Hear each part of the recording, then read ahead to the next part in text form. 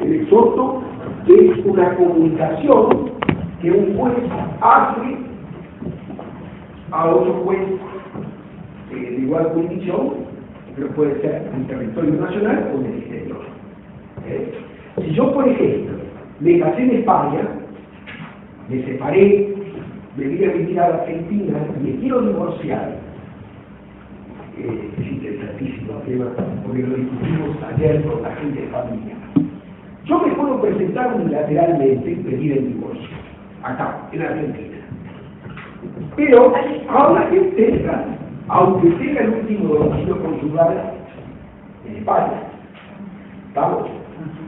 Pero ese significativo no tiene nada que ver conmigo, no, claro. Pero bueno,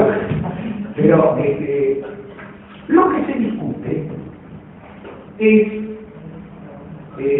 la ley, el nuevo Código Civil en materia de familia separa lo vincular de lo patrimonial.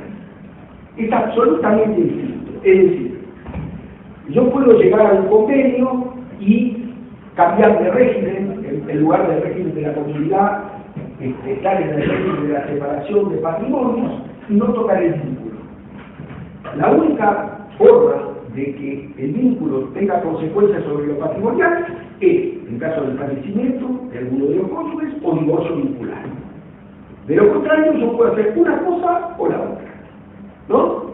Porque a veces cuando yo hablo digo, pero usted lo que tiene que hacer es plantear directamente desde el vamos. Yo quiero el régimen de separación de patrimonio.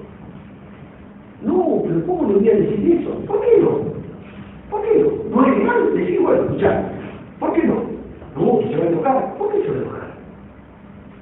Bueno, entonces lo que yo le explicaba es que yo me divorcio unilateralmente, ¿no?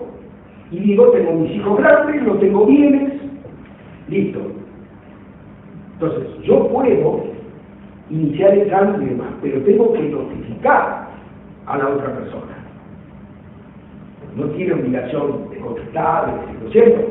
Pero puede alegar que el juez es incompetente, que hay bienes, cualquier cosa. Entonces, ese exhorto se hace vía diplomática. Es decir, yo tengo que estar, digamos, si hay buena relación, él ir a pasear por la Argentina y lo hacemos acá. El problema es que hay que notificarlo allá, ¿no? El tema, ese es un tema controvertido, porque parte de la doctrina dice que no es necesario, como decía la doctrina riocana, notificar, que no es necesario notificar. Yo creo que sí. Pero el otro tema es muy interesante. Se plantea otro tema interesante.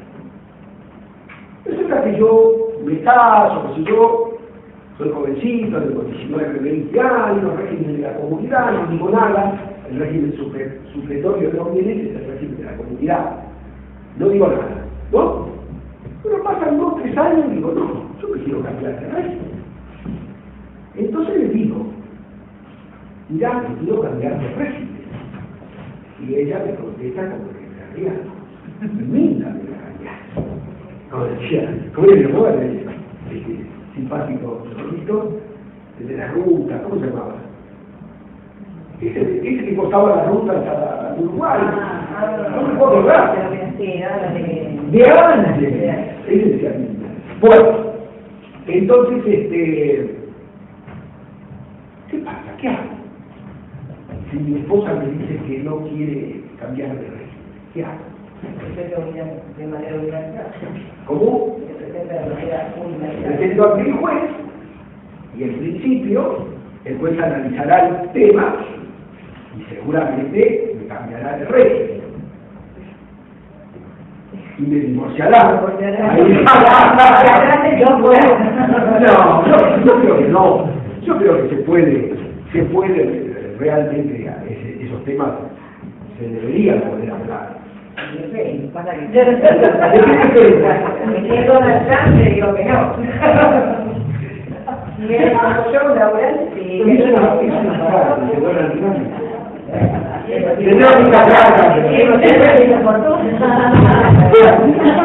Bueno,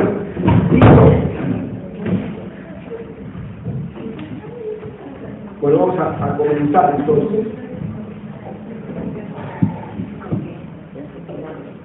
Vamos a comenzar con la forma y la prueba del acto jurídico. En la primera unidad, después del parcial, que entra en el segundo parcial. ¿No? Sí. Para los que tengan, que debieran todos tener el código, ¿sí? Son los artículos 284 y siguientes, sección tercera, forma y prueba del acto jurídico, 284, bueno, hasta el 288, y después ya empieza el instrumento político, ¿verdad? Bueno. La realización de un acto jurídico requiere... ¿Qué pasó? ¿Qué se cayó? Una ventana. Bueno. Entonces, la realización de un acto jurídico requiere no solo la voluntad interna del sujeto, sino la exteriorización de esa voluntad, o sea, es necesario que esa voluntad se manifieste exteriormente por algún medio. Entonces la forma es ese medio o esa manera, ¿no? Por el cual el sujeto expresa o manifiesta su voluntad. La forma es un elemento esencial del acto jurídico. La falta de la forma establecida y o impuesta por la ley nulifica el acto jurídico que se otorgue, ¿no? Decía un alemán que se llamaba von Ehring, todos los alemanes siempre von, que es de corta o N, y Ehring es I-H Ehring, decía que la forma es al acto jurídico como el cuño a una moneda. Sí. En la antigüedad, la forma era esencial. En Roma, los actos públicos, porque los actos jurídicos eran actos públicos, llevaban fórmulas sacramentales que había que repetir sin soplar, y la equivocación lograba la nulidad del acto jurídico, ¿no? En general, la mayoría de los actos, sobre todo los actos familiares, las formas eran solemnes, es decir, claro, el matrimonio romano, había dos matrimonios, un mano y sin mano, la compra reatio, el matrimonio entre patricios, la gente de mayor jerarquía, la coentio, como la convivencia actual, y el usus es cuando el hombre tenía el amancebamiento de la mujer. Una cosa así era lo que ocurría en Roma. Y el acto era tan formal que se tenía que realizar con la presencia de 12 flámines que llevaban el haz de varas, y había que pronunciar una cantidad de palabras sacramentales. Bueno, todo eso desapareció. En general rige el principio de la libertad de la forma, ¿no? Que es el primer artículo, el 284. El código a veces establece una forma para no dejar al acto sin forma. Entonces, si la ley no establece una forma determinada para exteriorizar la voluntad, las partes pueden convenir la forma que ellos quieren para el acto. Incluso pueden incorporar una forma más exigente que garantice el cumplimiento de ese acto jurídico. Si yo digo, y no me gusta esa cara, tiene ganas de no cumplir, o tiene cara de no cumplir, yo puedo convenir, incorporar al acto jurídico, por ejemplo, lo que se denomina astreinte. O sea, recaudo para garantizar el cumplimiento de la obligación, que puede ser una condena en pesos, algo que compela cuando el otro no tiene mucha voluntad, lo compela a cumplir, ¿verdad? Entonces quiere decir, las partes pueden convenir una forma más exigente que la impuesta por la ley. Entonces, principio general, libertad de formas. Sin embargo, hay supuestos especiales en que la ley establece una forma especial, que se llama forma impuesta por la ley, ¿no? A ver, cuando la ley exige una determinada forma, el acto no queda como completado o como cumplido si no se cumplimenta esa forma. Pero hay otros supuestos donde si no se cumplimenta esa forma, el acto no existe como nada, es un cero jurídico. Por ejemplo, la donación es un acto formal y solemne. Si yo no cumplo con la forma inexcusable que es la escritura pública, el acto no existe como nada, es un acto inexistente. En cambio, si yo con el señor Pérez queremos comprar, yo le compro un inmueble y le pago un precio cierto en dinero, ¿sí? Y resulta que lo hacemos a través de un instrumento privado y no por escritura pública. El acto está, el boleto de compraventa presenta la voluntad de las partes y queda como un compromiso que asumimos los dos de llevar el acto a escritura pública. Nos hemos comprometido a llevar el acto a una escritura pública, ¿verdad?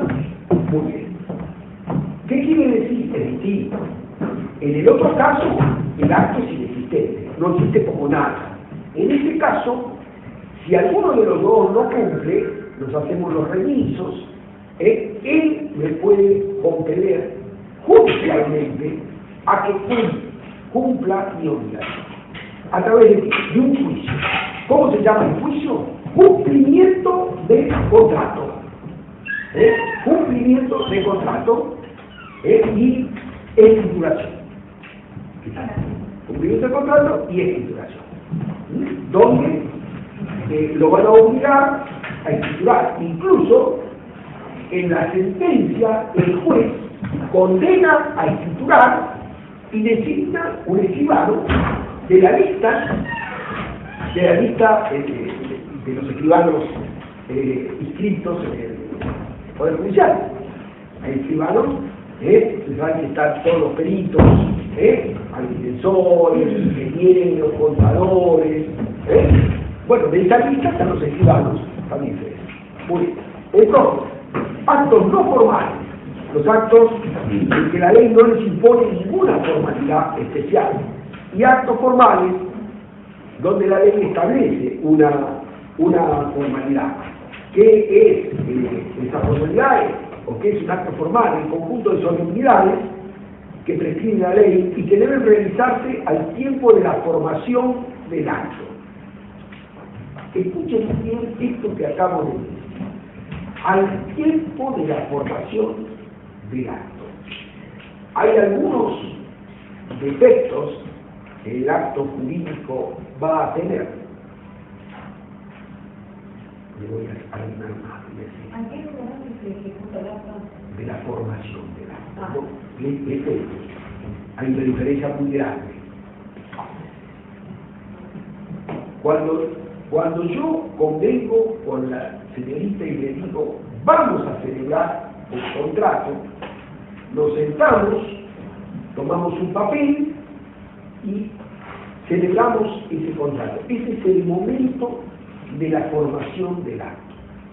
Ahí se produce el consentimiento.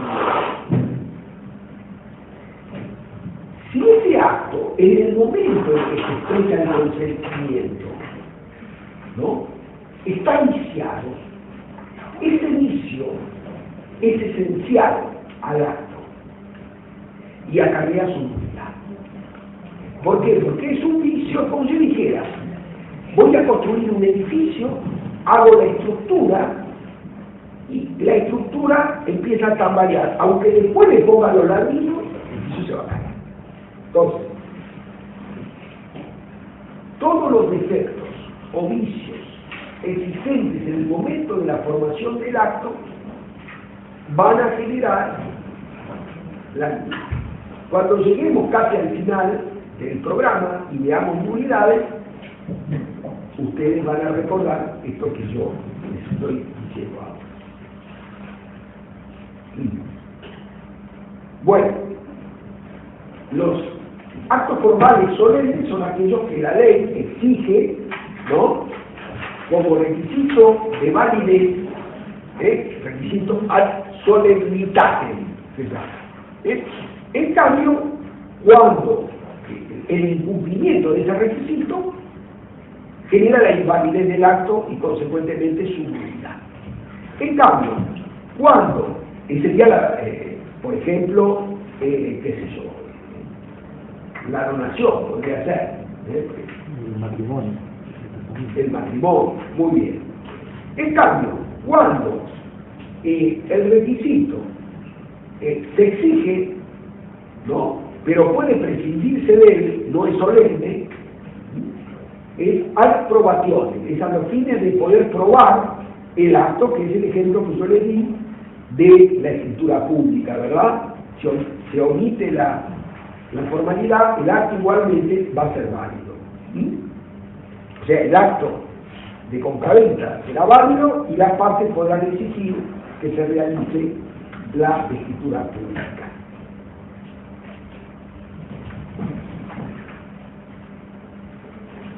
El 285 habla expresamente de este tema y dice que el acto que no se otorga de la forma establecida por la ley no queda concluida como tal mientras no se haya obtenido el instrumento, pero vale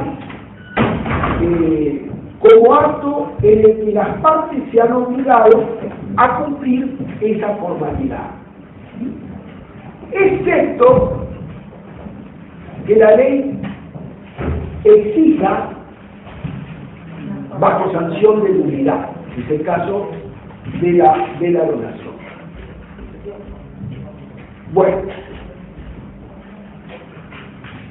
ahí después vamos a hablar de los instrumentos públicos, que son aquellos que se otorgan ante un oficial público, y se llamaban instrumentos privados, lo que las partes celebran sin la presencia del oficial público.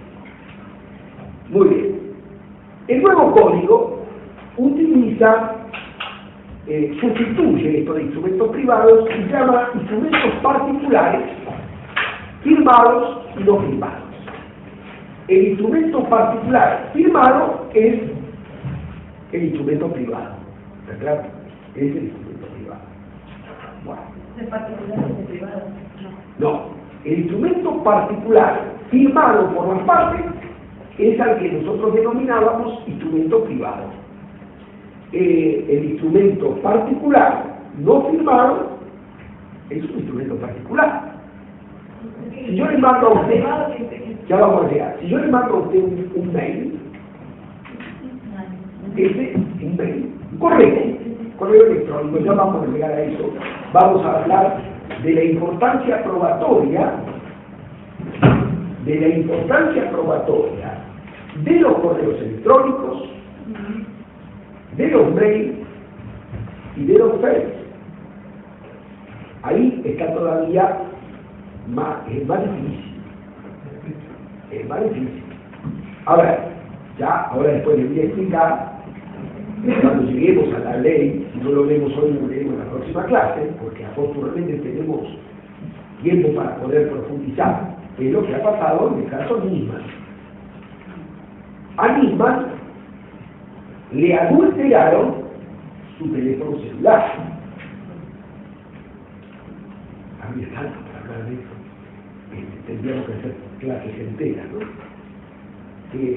No, y la computadora también está dando 2 o 3 veces. Por supuesto. Sin estar en el Por supuesto. Mire, es muy complejo el tema. Pero, bueno, el otro día habló una persona, Yang se llamaba, que trabajó con estudios y lo conocía mismo. Usted, cuando conoce a una persona, usted sabe si esa persona puede atentar contra su vida o no. Jamás, por su temperamento. No le voy a decir, yo personalmente no lo conocí, personalmente. Pero él empezó siendo fiscal en Morón, así que mucha gente lo conoce personalmente, lo conoció. Era una persona muy capaz, brillante y autoexigente, demasiado, se exigía demasiado a sí mismo y muy orgulloso. Por lo tanto, imposible. Pero bueno, no solo por eso, hay centenares de pruebas que demuestran que no fue un homicidio. ¿Está claro? Y bueno, y se alteró toda la escena del crimen, y entre las cosas que se hicieron, se limpiaron los mensajes. Porque esos mensajes, aunque no llevan firma, pueden servir de problema.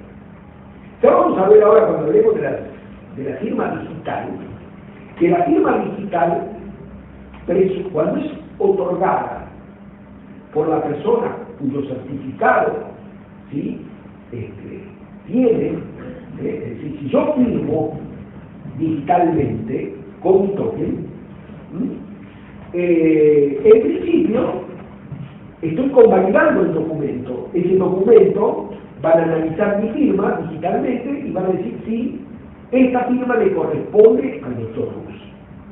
Por lo tanto, estoy convalidando el documento que firmé. Siempre estas formas de prueba es aprobación. O sea, hay dos tipos de presunción. Iuris es de iure y iuris tantum. Iuris es de iure es cuando es una prueba sin duda alguna de que el hecho es así. Por ejemplo, el nacimiento, el periodo de nacimiento. Nadie me puede, cuando hablamos de un mínimo de 180, ¿no es cierto?, el plazo, nadie me puede probar que sea distinto. Está ahí.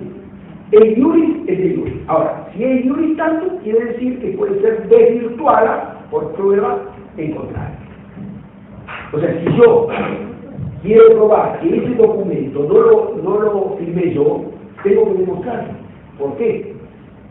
Tendría que decir, por ejemplo, que fui objeto de violencia, de un acto de violencia, que me violentaron, ahí está. Muy bien.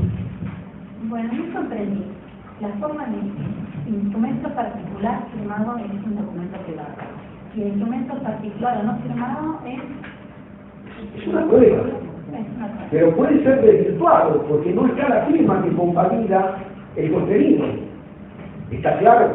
Por eso les digo que el mail sí puede servir como medio de prueba, pero hay que ver en qué condiciones. Les explico. La vez pasada lo escuché, estuvo muy bien, y la ley lo dice. Cuando yo le mando un mail a la señorita, hay un tiempo entre que yo lo mandé y ella lo recibió. está probado que en ese tiempo se puede alterar el contenido del mail y cambiar. Exacto. Por lo tanto, no es muy confiable. Los hackers se ha probado que pueden alterar entre que sale el mail y llega su contenido y cambiar lo que se dice. Por lo tanto, es complicado para tenerlo como prueba indubitable. La prueba indubitable es aquella de la que no se puede dudar. Por ejemplo, yo tengo que tomar, para hacer una pericia, firmas indubitables. Voy a tomar 4, la que usted tiene el documento de identidad. Voy a un banco, si usted abre una cuenta en el banco, pido la firma que está registrada en el banco. Esa es una firma indubitable. Quiere decir que no se puede decir que esa no es la firma. Ahora, esa firma digital no se puede hackear y poner la firma No. por todos lados sin algún código. No. Cuando a mí me vinieron a explicar, ¿no? que vinieron de informática para darme el famoso token, lo fusilé a preguntas, le pregunté de todo para ver, no, se quede tranquilo. Tengo doble código de seguridad.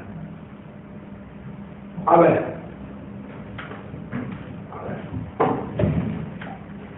Todo tiene la posibilidad de alterar. Ustedes saben, y esto lo hacían los nazis en la época de la Segunda Guerra Mundial, y ahora ha vuelto a la palestra, digamos así, con un nombre que ahora se conoce como burundanga. ¿Sí? Bueno, en la Segunda Guerra Mundial se suministraba esa droga para que la persona a la que se le suministraba diera información codificada, de información, ¿no? Aquellos que vieron esa gran película inolvidable, ¿no? Los cañones de Navarone, ¿sí? Digo inolvidable porque juntar esos actores de esa magnitud, Gregory Peck, David Niven, Telly Savalas, qué sé yo, María Papa, la griega, qué sé yo, actores increíbles. Apresan a un norteamericano y le dan burundanga. Y entonces se revela por dónde iba a ser la invasión a Grecia. Lo que pasa es que ellos tomaron la precaución de dar una información errada. Porque él iba a decir lo que él sabía, pero bueno, le dieron información errada. Bueno, este tema está muy actualizado. Cuando un extraño le dice, me marca por favor este número de teléfono, ojo, bueno, no toquen el papel, porque hubo muchos casos y desgraciadamente entre las cosas, más allá de los robos, porque el robo sería lo de menos, hay comercio de órganos. Entonces, la persona aparece abandonada en una bañera sin el riñón, porque sin un riñón o sin ¿no? Está muy complicado este tema. Hay problemas que a veces no se difunden demasiado a los fines de no causar en la población preocupación. Pero bueno,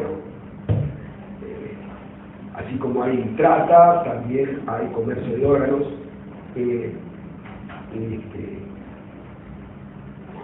Cuando yo di salud mental mucho tiempo en la UBA y investigué el tema de la doctora Jubileo, ¿se acuerdan?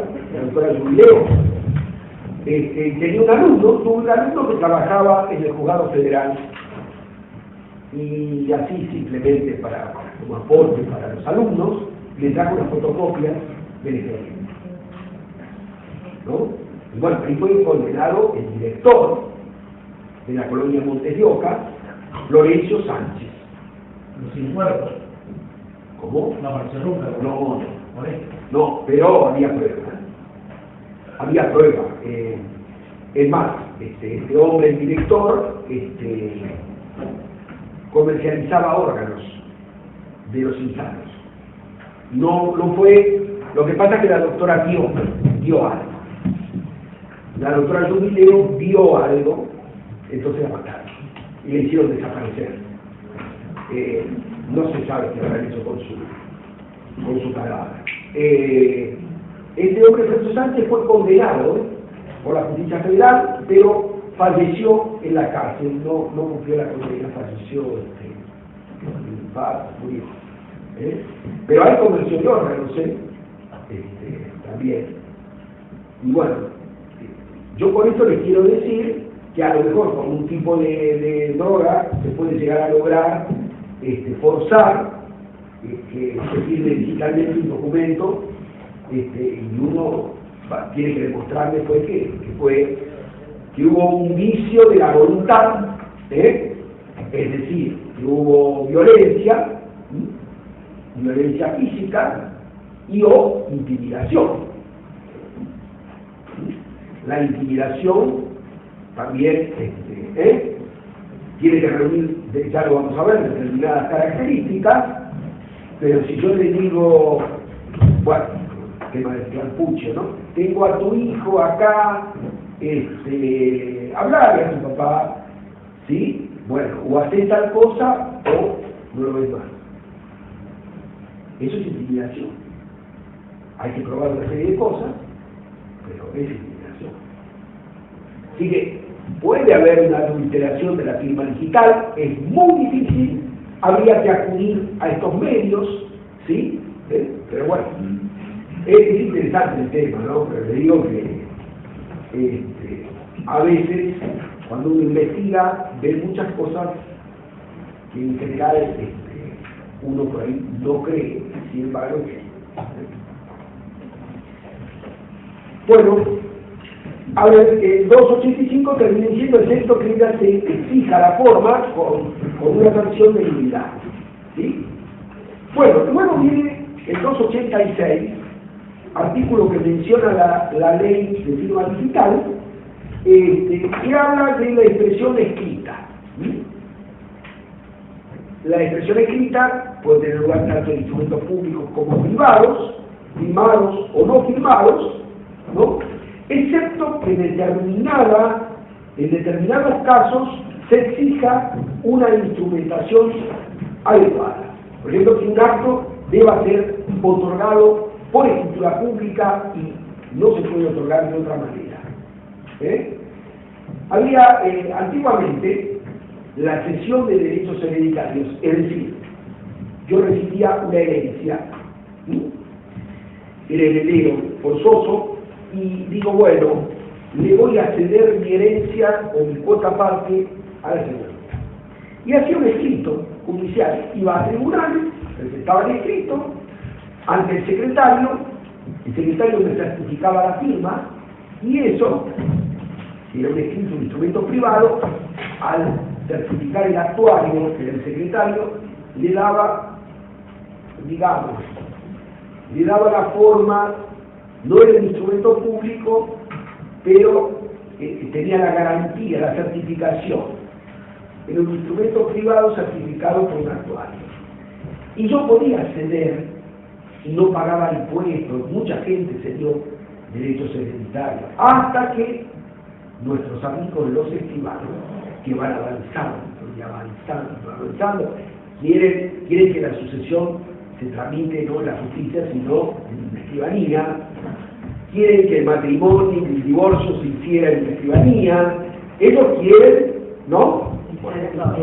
Quieren, van avanzando, como el... Bueno, muy bien. Entonces... ¿Cómo? Por escritura pública, sí. la aceptación de las herencias, todo lo relativo a las sucesiones, era el viejo 1881, inciso 16, que era, no me sabía, todo lo sabía. Tengo que aprender de uno ahora. Uno siempre tiene que aprender, siempre. Pero bueno, el 1881, inciso 16, exigía poder especial y escritura pública para aceptar una herencia. ¿Saben lo que es un poder? La representación se ejerce personalmente o a través de un apoderado. Y para litigar se requiere o poder general judicial o poder especial. Para ciertos actos se requiere poder especial. Si yo la represento a la señorita para hacer su divorcio, ella me tiene que dar un poder especial. Hay ciertas cosas que requieren, digamos, algo más. El poder especial solo sirve para ese acto. ¿Está claro? Alguien me apetece jugar esta, porque es muy caro el poder especial. Es más caro que el poder general. Entonces, ¿cómo hago yo? Si tengo que iniciar una sucesión, otorgo un poder general y digo, le otorgo el poder al doctor Pérez para iniciar la sucesión de fulano de tal. Entonces, a través de un poder general, cumplo con la especialidad y ahorro unos pesitos. Ya sabes, el doctor Russo nos dijo, algunos lo hacen, sí. El tribunal es lo que realmente se genera. Hay pocos abogados creativos, muchos copiadores, pero pocos creativos. Porque trabaja por ahí. Cuando un abogado creativo elabora una demanda novedosa, algo que llama la atención, la novedad dura poco tiempo. En general, pronto toman conocimiento, generalmente a través de los empleados, ¿no? El funcionario, el magistrado, no, esas cosas no. Pero se copia. Ahí van todos a copiar. Cuando el expediente, digamos, no es reservado. Cuando el expediente es reservado, solamente las partes lo pueden ver, y sus letrados. Cuando entrega el documento. Un día me pasaron dos cosas y me voy a olvidar. Yo era pinche, estaba en la mesa de entrada. Claro, hay personas que son cortas de vista. Entonces, se acercan el expediente, ¿no? Porque no pueden ver, se lo acercan, ¿no? Y un señor se lo acercó demasiado y se comió el documento, se lo comió. Cuando ya la agarreta se lo había tragado, lo comió. Y otra vez me pasó una cosa muy curiosa. A veces había mucha gente en la mesa de entrada, había dos filas, siempre tiene que estar sobre la mesa los expedientes, ¿no? Y el señor le entrega el documento, el expediente reservado, entrega el documento, bueno.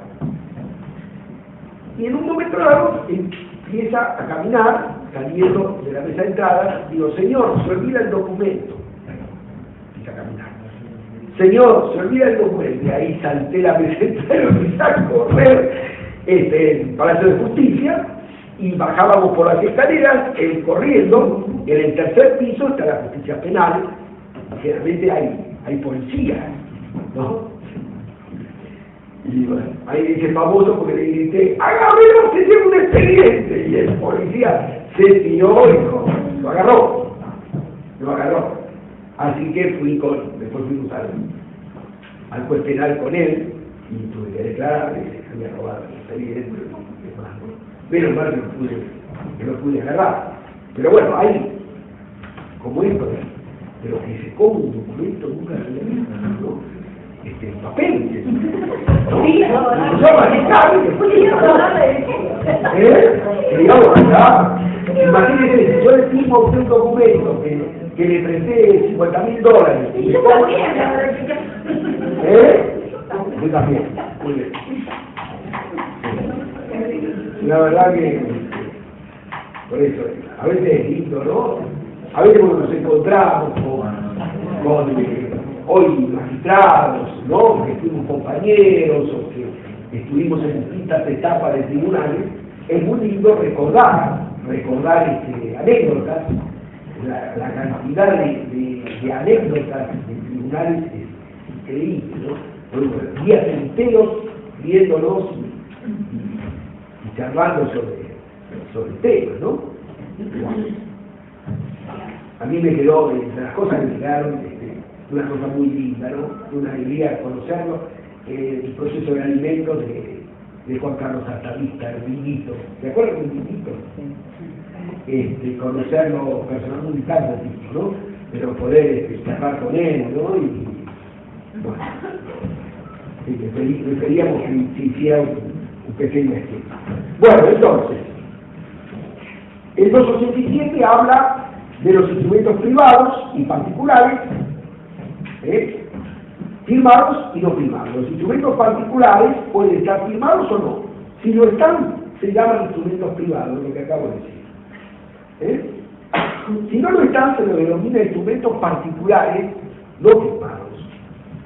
Y esta categoría comprende todo instrumento escrito no firmado.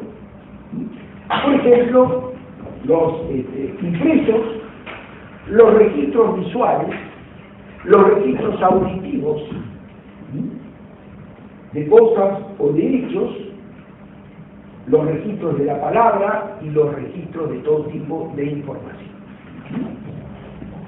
El otro tema es la firma. Cuando usted redacta un documento o un instrumento, generalmente lo firma. Digamos, la firma prueba la autoría de esa declaración de voluntad. Normalmente la firma era el nombre y apellido de la persona. Pero ustedes imagínense, si yo tengo que firmar 300 expedientes diarios, más vale que si pongo mi nombre y apellido, termino la escarapela. Entonces, en general,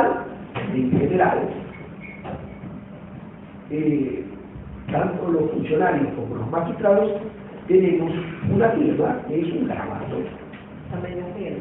y una media firma, ¿sí? Una media firma es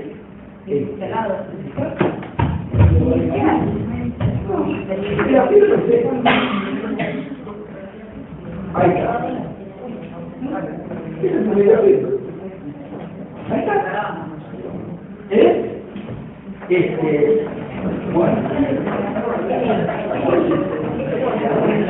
Bueno. ¿Gustó que quieren? Ah, no. Está bien. Digamos, puede consistir en el nombre y apellido del firmante o puede consistir en un signo o en un grabado.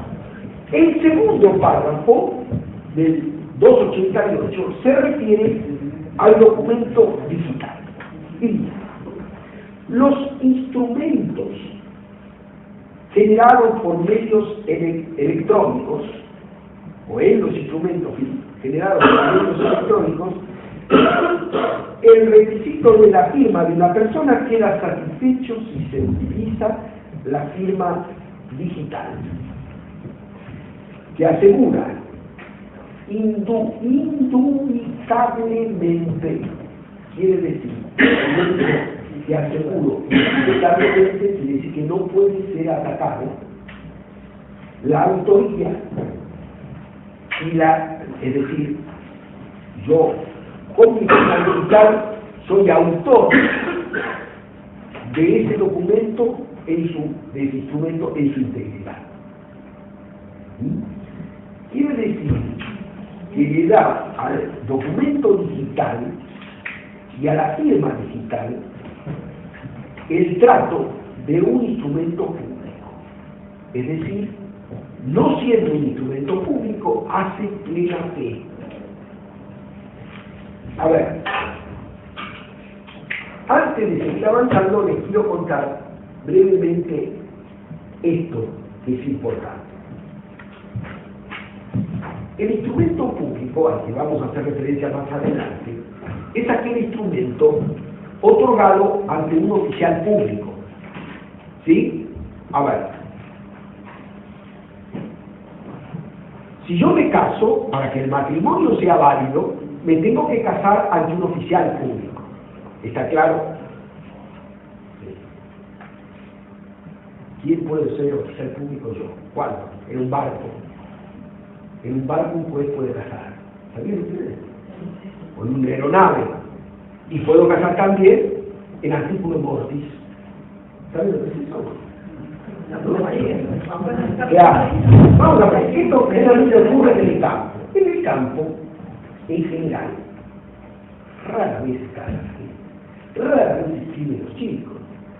Campo, vamos a hablar, no vamos a hablar acá a 200 kilómetros, ¿no? Vamos a hablar de campo. Cuando llega el juez de paz, por ahí escriben los hijos, que a lo mejor son 5 o 6 por ahí, y por ahí se casan, ¿no? Entonces, vamos a poner que me invitaran, como he estado en un lugar espectacular, les recomiendo Los Esteros de Libertad, en Corrientes, un lugar espectacular. Muy bien, y llego a una estancia y veo que hay una pareja, qué sé yo, vamos a poner de 20, 30 años de convivencia, que la persona está muy mal, está muy enferma. Y viene así y me dice, no nos casaría. Yo puedo hacerlo. Certifico con un certificado médico que la persona está ante una enfermedad terminal. Ahí está. ¿No? Y entonces, hago un acta, lo caso. Tengo autoridad para hacerlo. Ahí está. En Las Vegas no, Eso es otro tema. No. Y el otro supuesto es en una nave, en un barco. En un barco. Es muy interesante el tema, yo siempre doy el ejemplo, ¿no? Está el oficial público que corresponde, está casando. Y entra una persona y le entrega un sobre donde hay un documento adentro. Y le está entregando la cesantía en su cargo. Dice matrimonio, ¿es válido o no? Si él no lo estrenó, sí. Antes de que llegara el sobre, ¿no? Si él no lo abrió, claro, sería válido. ahí está bien. Si lo abrió y no lo celebró, Si lo abrió y lo leyó y lo celebró después, no. Es una cuestión de prueba, ¿no? Habría que probarlo. ¿Cómo? Sí, pero si usted no tomó conocimiento, si usted no está notificada, es válido. Yo tengo jurisdicción y tengo competencia y puedo casar. Ahora, si yo tomo conocimiento, me notifico, ojo, yo puedo llegar a decir no lo leí.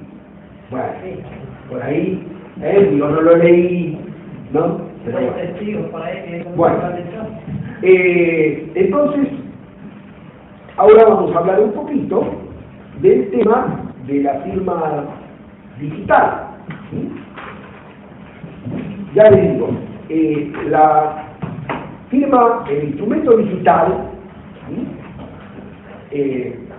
Documento digital, para hablar con propiedad, y la firma digital, están regulados por una ley, que es la ley 25506. 25506. Para los que llegaron tarde, yo entregué fotocopias de artículos al coordinador del curso, señor Pérez. Entonces le piden a él, va a subir a una página. Bueno, muy bien.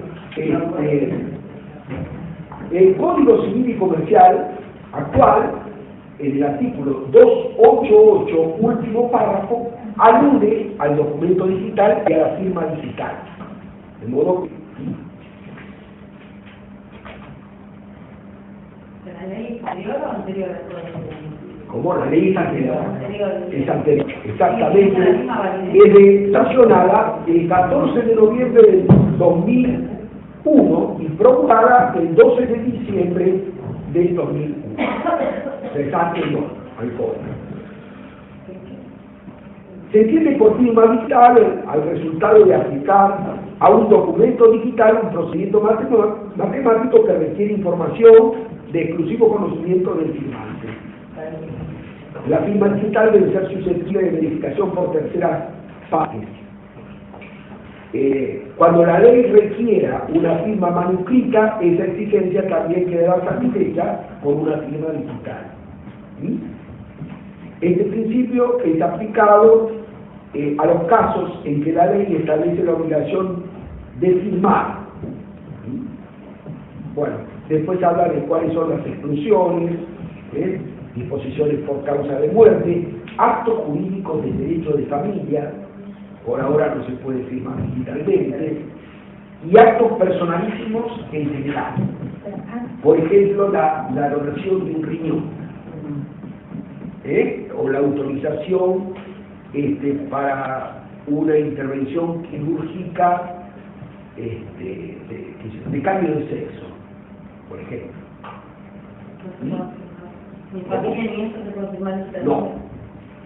No. Atención, no es lo mismo firma digital que firma electrónica. ¿Sí? Ahí está, atención que no es lo mismo, la firma electrónica es la anterior. Se entiende por firma electrónica algo, le explico, tiene distinto valor probatorio. Es decir, les adelanto esto antes de leer el artículo. La firma digital es una firma indubitable. En principio, vale, hace plena fe. ¿Sí? Indubitable. La firma electrónica puede ser destruida por prueba en contrario. O sea, puede ser destruida si yo pruebo, dice así. Se entiende por firma electrónica el conjunto de datos electrónicos integrados, ligados o asociados de manera lógica a otros datos electrónicos, utilizado por el signatario como su medio de identificación. Bueno, en caso de ser desconocida la firma electrónica, corresponde a quien la invoca a acreditar su validez. ¿Ven la diferencia? Si yo digo, yo firmé, y usted me dice, no es su firma, yo tengo que probar que es mi firma. En la electrónica, en la digital, en principio es indubitable, pero es el otro el que tiene que destruir si dice que no, ¿no? O yo podría llegar a decir, bueno, fui violentado en mi, digamos, por fuerza irresistible. Ahí está, hay que ver cómo es la fuerza irresistible, ¿verdad? Habrá que ver, bueno, documento digital. Se entiende por documento digital a la representación digital de actos o hechos con independencia del soporte utilizado para su fijación, almacenamiento o archivo.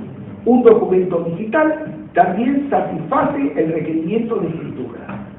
Es decir, yo puedo otorgar una escritura pública hoy a través de un documento digital. Es más, los escribanos hoy otorgan las escrituras digitalmente. Se acabó ese oficial mayor de la escribanía que tipeaba, ¿se acuerdan? Y hacía el primer testimonio a máquinas. ¿Sí? Le cuento. Yo tuve suerte porque el secretario privado de Lunes se casó. Y el juez, como era amigo, me dio 3 meses de licencia. Entonces, me designaron, yo escribía muy bien a máquina, había ido a la prisma, ¿me acuerdas de la prisma? Escribía el tacto, entonces me designaron secretario privado, por 3 meses. Bueno.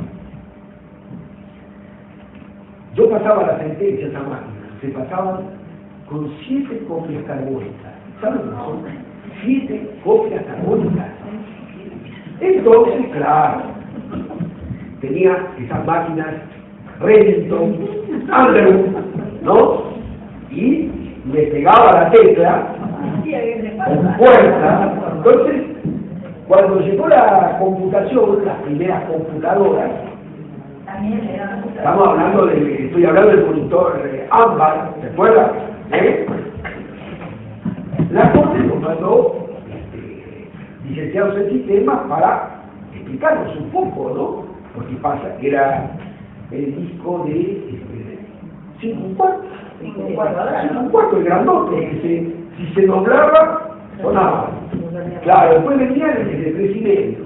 Bueno, entonces, le explicó un poquito y se acerca a la tele y me dice, doctor, ¿por qué le tira tan fuerte las teclas? Claro, hoy uno acaricia la computadora, apenas la toca, sí.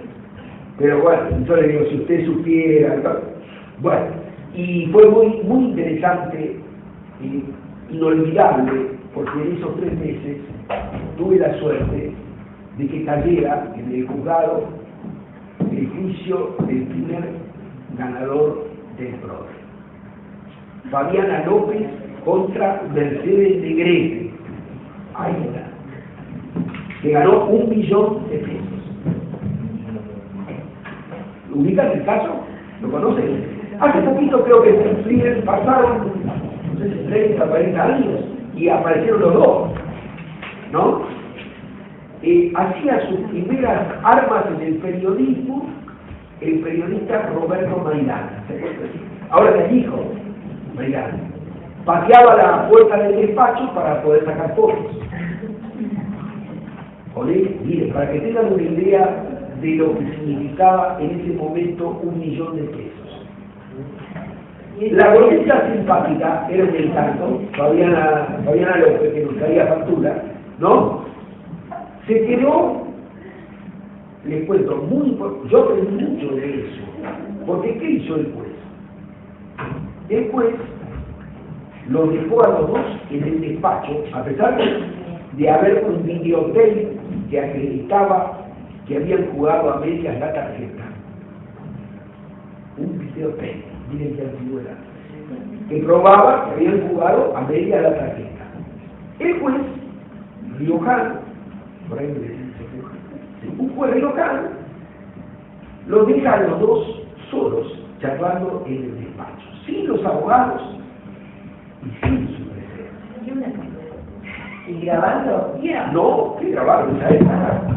En esa época el grabador era el señor. ¿Dónde está el videotape como prueba que habían declarado en el canal, no sé en qué canal, Canal 9, habían hecho un reportaje, y él había reconocido, ellos vivían en una villa, ¿no? Que habían jugado la tarjeta del PRODE a media. Era una pareja, era una sociedad de hechos, estaban conviviendo. Bueno, fíjese el hombre, la convenció a la gordita, personalidad psicopática, clarita, se quedó él con el 70% del millón y ella con el 30%, con el 30%. Y la convenció,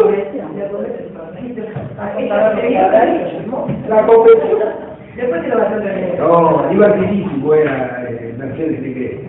Bueno, con el 30% ella se compró una casa en Liniers. Con el 30% ella se compró una casa en Liniers. Y él se fue con la hija del embajador de Paraguay y volvió desplumado. Ay, qué lindo. Designada.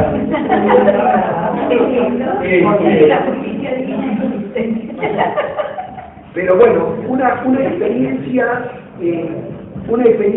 que a mí me sirvió para poder, primero, sostener que cuando hay violencia física o moral, no se puede mediar.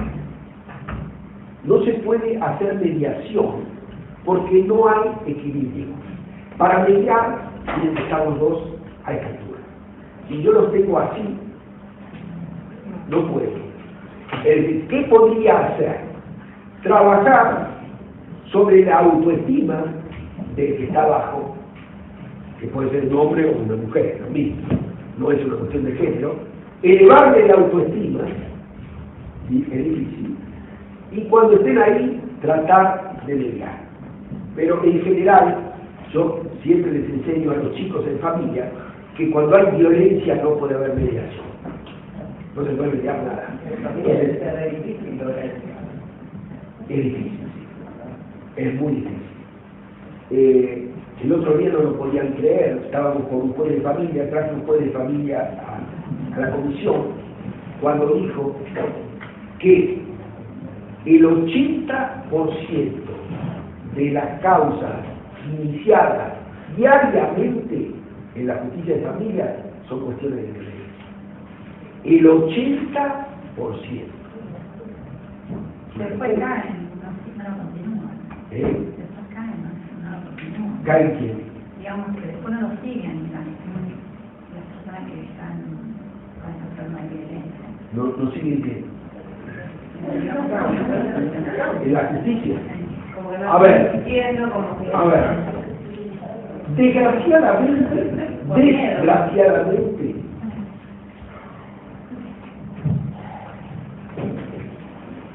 la mujer que se dejó pegar una vez y lo consintió, solo.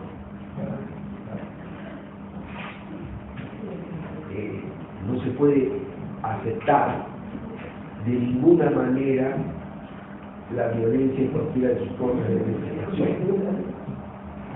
Porque lo que pasa es que la personalidad del violento le dice, no, mi amor, te prometo que nunca más te pego. Y a los 4 días, otra vez.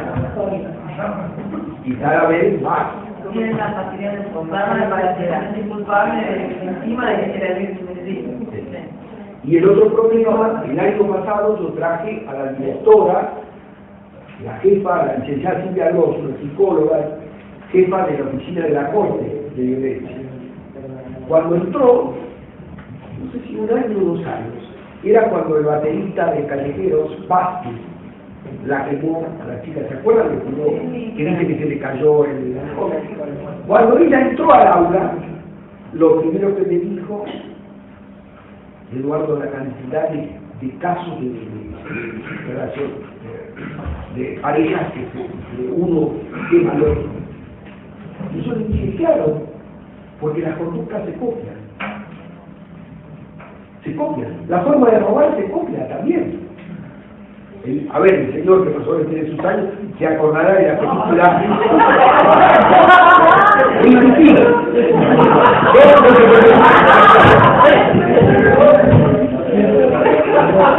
No, el señor de la tampoco se acuerda de la película de Tintín.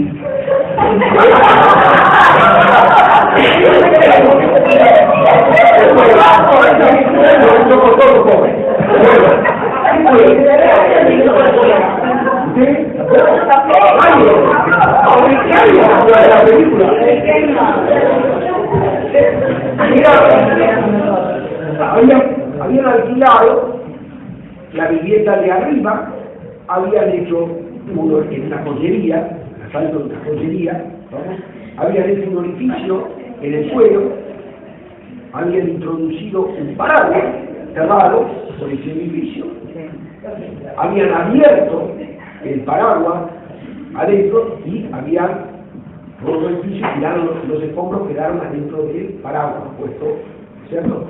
Al revés, con el recipiente del paraguas. Así, hicieron el boquete, entraron a la joyería y robaron todo. Bueno, conocido la manera de robar, hubo como 10 o 12 robos de la misma manera, igual. Las conductas se copian, desgraciadamente, ¿no?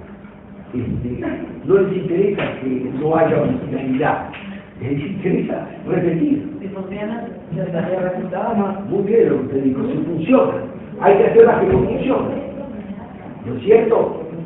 Estamos en un momento de violencia muy duro, muy fuerte, muy fuerte. Bueno, algunas cositas respecto al documento digital.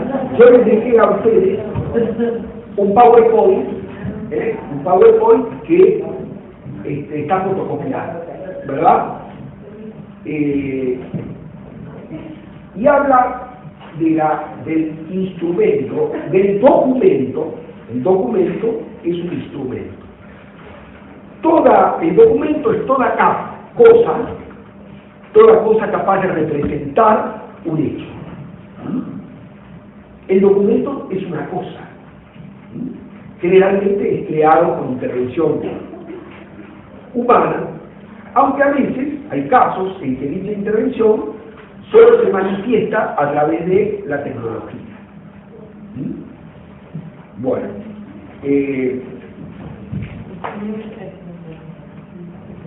el carácter representativo del documento es la esencia. Lo que el documento reproduce es la conciencia humana, el hecho al que se refiere.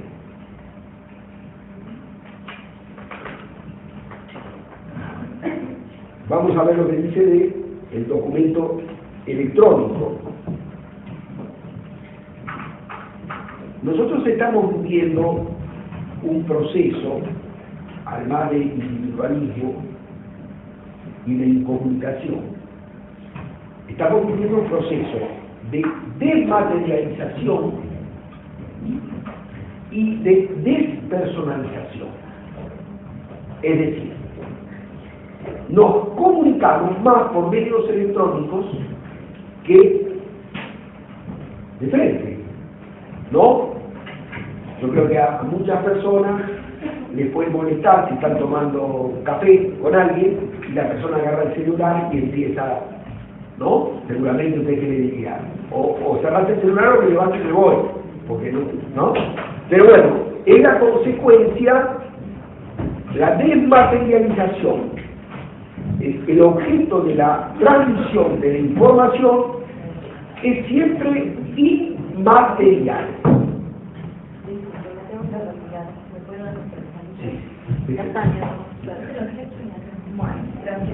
Desmaterialización. El objeto de la transmisión de la información es siempre inmaterial, tendiendo a operar su fijación durable y su incorporación a un soporte material. Despersonalización. Los actos jurídicos pueden resultar del contacto de un ser humano con un aparato o incluso entre dos aparatos sin intervención humana. Hoy podemos celebrar un contrato sin intervención humana con dos PC, dos aparatos sin ningún tipo de intervención humana. El documento electrónico implica, en definitiva, la digitalización de la voluntad. Entramos en la era de la voluntad digital.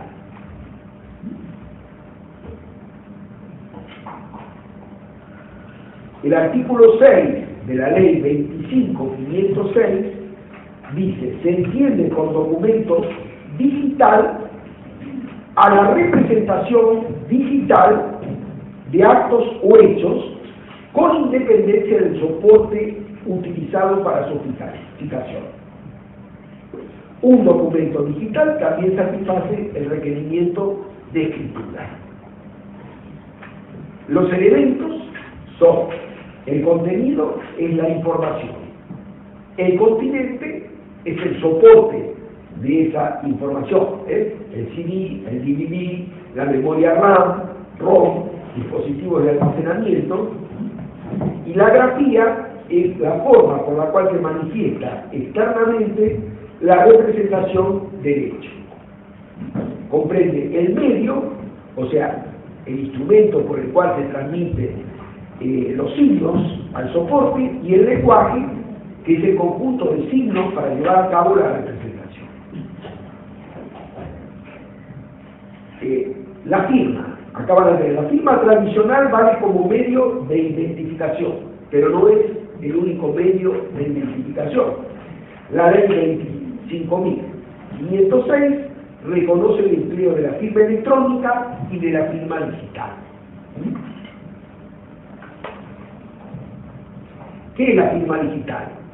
Se trata de un conjunto de datos asociados a un documento digital e incorporados a este por un programa desarrollado al efecto que permite garantizar la identidad del firmante y la integridad del documento firmado. Prácticamente le da la jerarquía de un instrumento público que goza de plena fe. ¿Sí? Esto se hace mediante una tecnología denominada criptografía de clave pública. Bueno, todo esto yo se los dejé, ¿sí? La regulación completa de la ley, ¿no?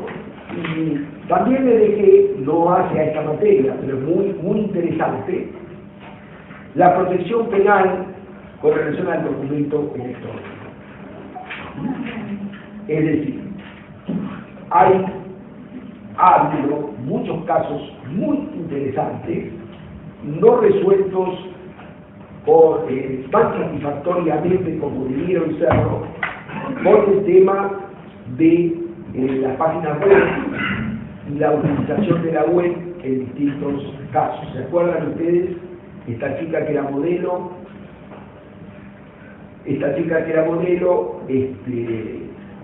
hizo una muestra de ropa y le captaron esa información y la pusieron en una página de oferta de citas. La chica hizo el proceso judicial con abogados y llegó a la Corte Suprema de Justicia de la Nación. ¿Qué dijo la Corte Suprema? Ni. O sea, ni rechazó la demanda ni hizo lugar. Es decir, condenó a la empresa prestadora que utilizaba ese servidor, pero no hubo una condena indemnizatoria, fue una condena ejemplar, digamos. Entonces, a mí ese tipo de cosas no me gustan, porque si hay que condenar como corresponde. ¿Está claro? La chica, ustedes imagínense, háganse la idea de, no sé qué es eso, cualquier modelo que participa en un desfile y le toman, digamos, la filmación digital y se la ponen en una página de citas o en una página porno. O sea, realmente es complicado atacar eso. El caso fue novedoso, debe haber uno o dos, no hay más que dos casos, y llegó a la Corte Suprema. Es muy interesante.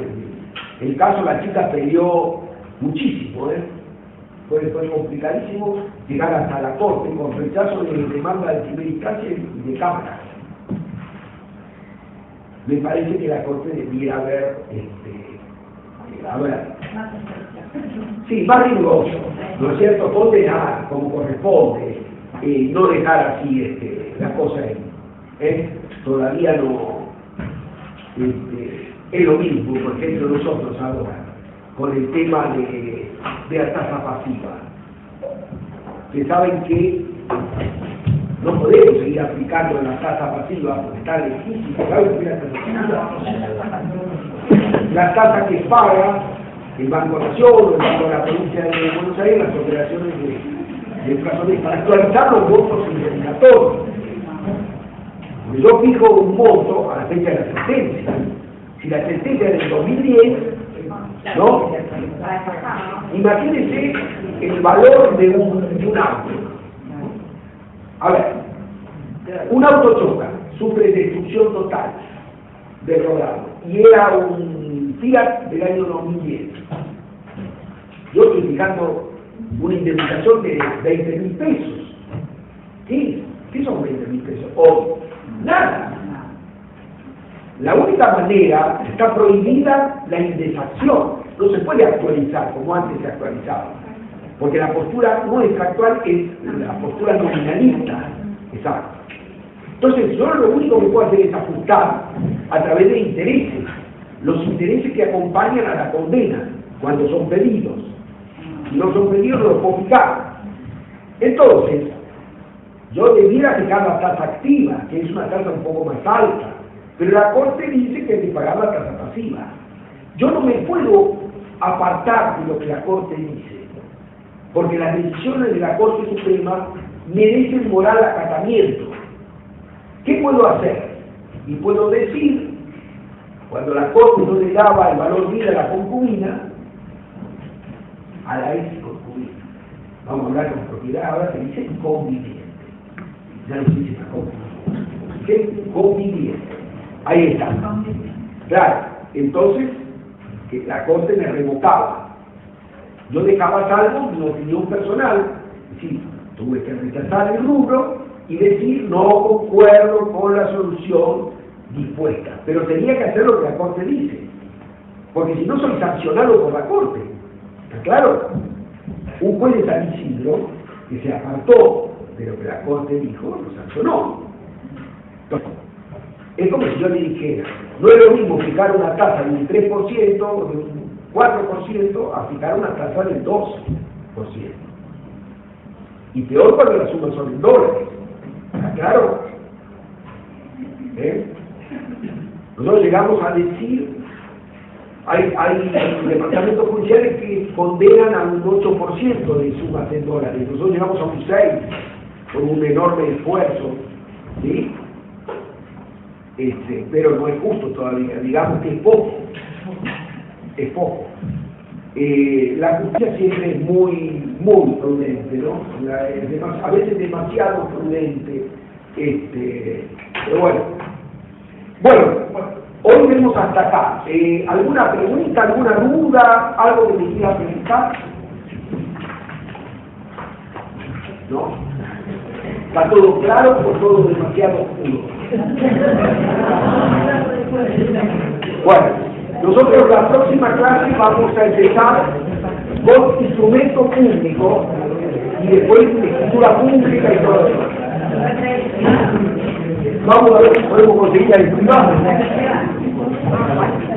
Por el privado. Bueno, un segundo que vamos a tomar lista.